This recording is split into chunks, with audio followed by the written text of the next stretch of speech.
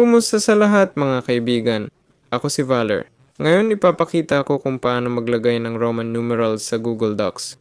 Buksan ang Google Docs, piliin ang header sa itaas at i-click ang Insert button. I-click dito, pumili ng symbols, special characters at hanapin ang number option. Dito piliin ang compact bilang.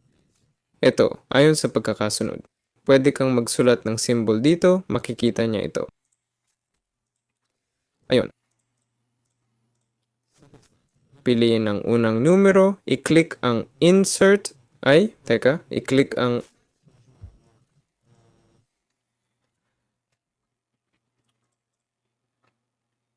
break, i-click ang section break.